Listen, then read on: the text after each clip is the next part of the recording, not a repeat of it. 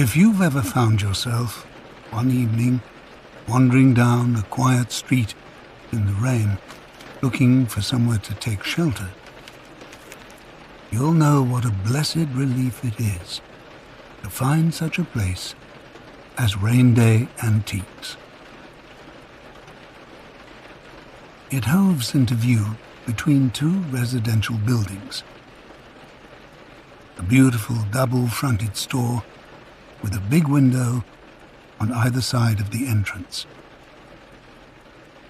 The windows are divided up into square panes, and the glass between the metal bars is ever so slightly wavy, giving the place a dream-like quality.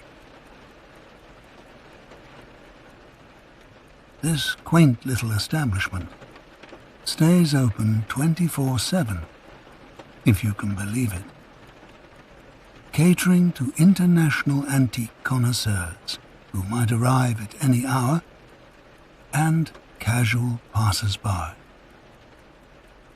Which of these categories you fall into, well, that's up to you. On a night like tonight, when the street lamps are fuzzy halos and the rain starts coming down harder so that your footsteps make little slaps and squelches on the sidewalk, there's nothing more welcome than the misty orange light seeping through the antique store's steamed-up windows, and its weather-beaten old sign hanging above the doorway, now creaking a little in the damp breeze, that says, "Come on in, we're open."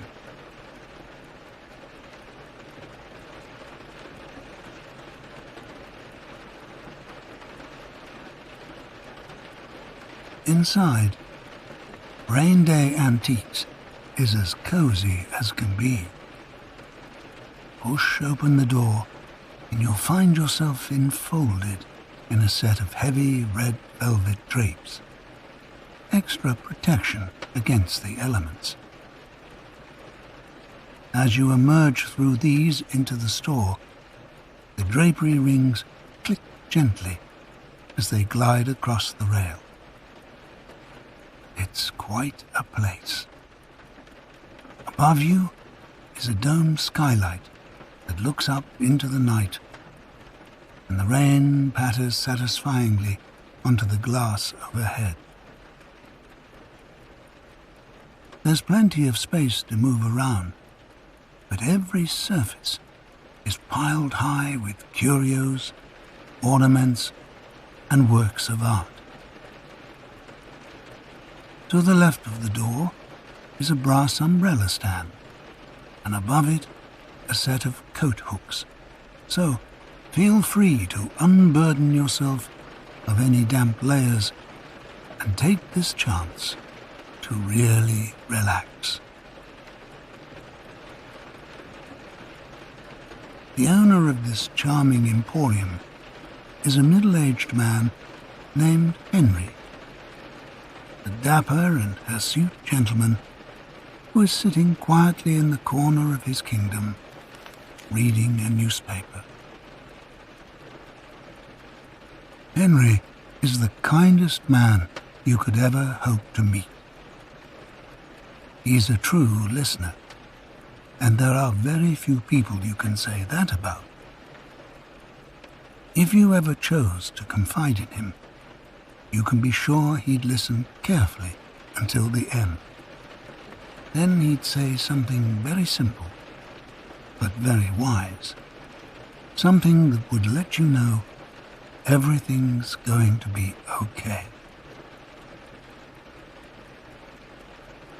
Now, as you enter, he nods at you graciously with an unobtrusive hospitality that says you're welcome to browse in peace for as long as you like.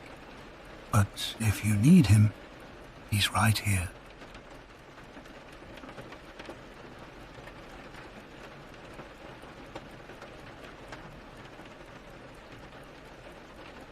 Have you ever seen so many wonderful items in one place? Look over there. Sitting proudly on top of an antique sideboard is a leather hippo, about the size of a footstool. But if anyone actually went so far as to rest their feet on this hippo's gently curved back, where a neat seam runs along it, well, that would seem very unkind. More likely, you'd want to give this hippo a little pat from time to time. Try it. His mahogany-colored bulk is surprisingly firm, with just a hint of something rumpled underneath. His stuffing. Where he's been sewn together, his stitches are straining somewhat, as if he's had one too many good meals. Well, he's lived a long time. Over the years, he's become rather worn and discolored in places, but that only adds to his character. You'd almost be tempted to give him a name. What could it be? George? Aubrey? Or perhaps her name is Victoria or Gretchen. Either way, this is one dignified hippo.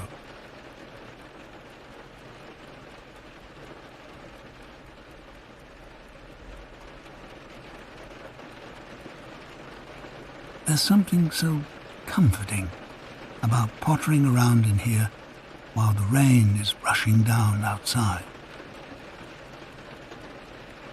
Henry, the proprietor, is playing a little light classical music in the background. It's hard to tell where it's coming from.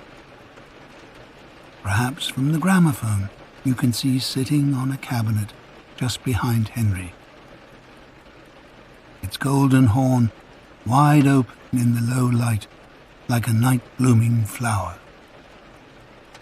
But no, the record resting on the turntable is still, so the music must be coming from some digital source.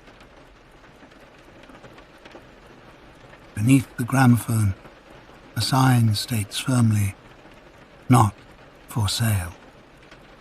Well, of course, it's hard to imagine how Henry can bring himself to part with any of these things. In any case, the gentle strings are a perfect accompaniment to the rain, which is trickling down the storefront windows with a rushing, crackling sound, which reminds you, such is the coziness in here, of the sound a fire makes, burning logs in a hearth.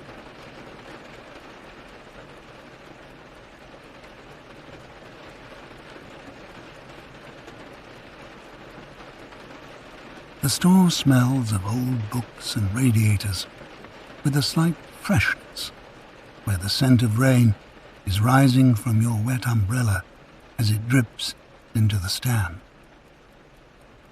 Every so often, the lights of a car streak through the window, illuminating the darker corners of the store. In that moment, you see a row of leather-bound books and a fine folding room screen. Its silk panels are embroidered with Japanese scenery. Houses with curved roofs surrounded by trees. A bridge arching over a river. Sound of the car passing is a loud sigh when the rain seems to briefly up its tempo before resuming its steady rhythm. You could stay here all night, just breathing in and looking at things, thinking about their story.